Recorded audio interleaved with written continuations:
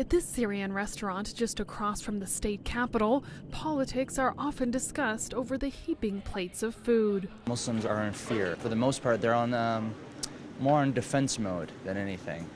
Because, for example, during 9/11, Muslims stay home. More than likely, even people who aren't Muslim, but they look Muslim, like Sikhs, for example, they'll stay home because the fear is that somehow they'll be targeted on that day. College student Obaid Kaifo, whose family owns the restaurant, blames a recent spike in Islamophobia squarely on Republican presidential candidate Donald Trump. It's been a waste of time for me, folks. And his view is backed up by data collected by the Council on American Islamic Relations. Muslim Americans are definitely on alert. 2015 was the worst year for anti-mosque hate crimes and hate crimes against individuals.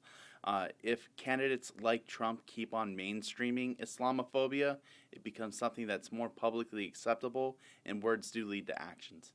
Polls show that Muslim Americans share other voters' interest in issues like the economy and health care, but that the current climate of tension and fear is the top of their concerns as they head to the ballot box. A recent survey CARE conducted said that Islamophobia was the #1 priority election issue for all Muslims.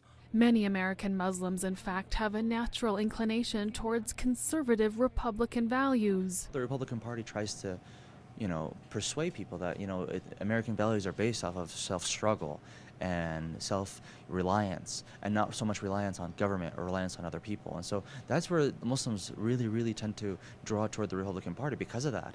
And a lot of the Republican Party don't really know that. But in this election, Trump's Islamophobia has made it impossible for most Muslims to even consider voting Republican. About 51% of Muslims currently support Hillary Clinton, followed about by 22% for Bernie Sanders. As for Obaid, he says he prefers Sanders on domestic issues, but that Clinton is the best bet when it comes to foreign policy. You can tell from how she talks about Syria that she wants to, help the rebels and really get, Assad out and these things. And those are really, really important. And she's actually saying them.